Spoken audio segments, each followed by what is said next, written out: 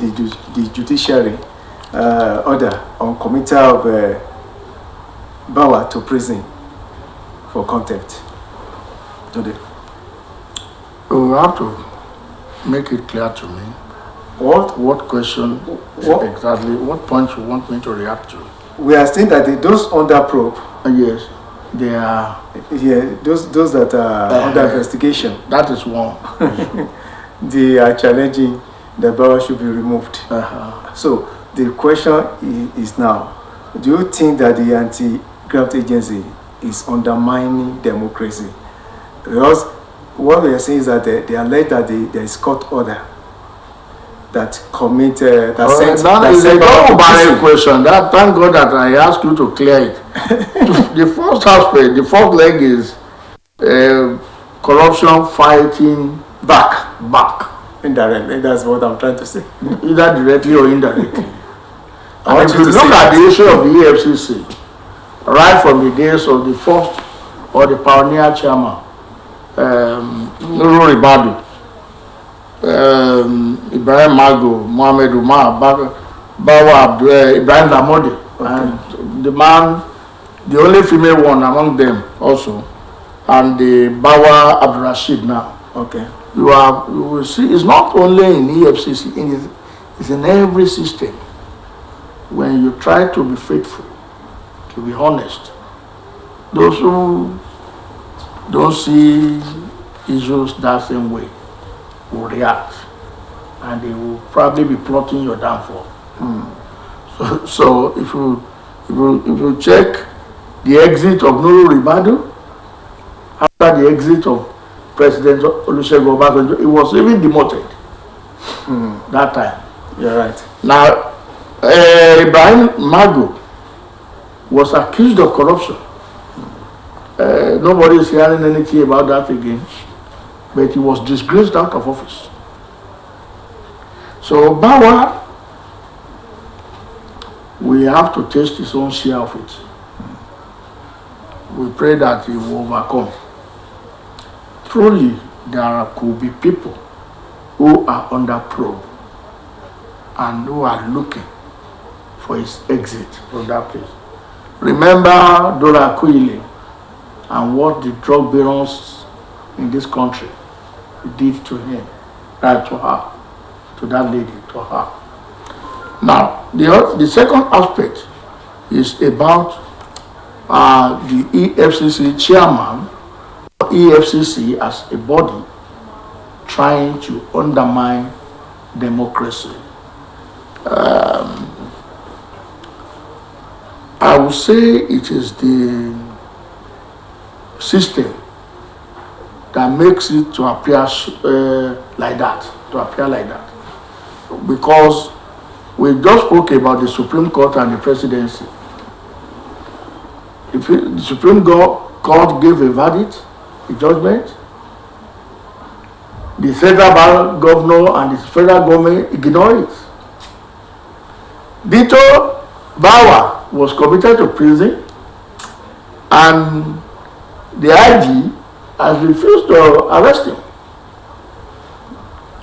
No, he has. I think we will state that he has given the order that he should be arrested. He should be arrested, but he has not. But the guy has gone under. Has he gone under?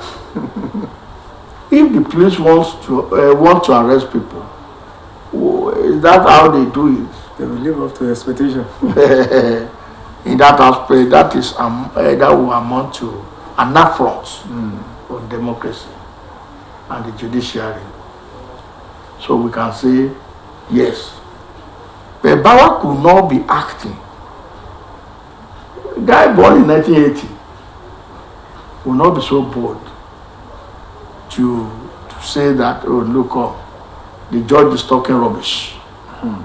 It is because he is connected where he felt is highly secured to disobey the court. That's how I would put it. All right. Wale, how do you react to the allegation that the EFCC chairman is trying to undermine the judiciary, or put it democracy, because the court order sent him to prison. He was alleged not to have complied based on contempt of court, violating the contempt of court. But imagine he was not on the seat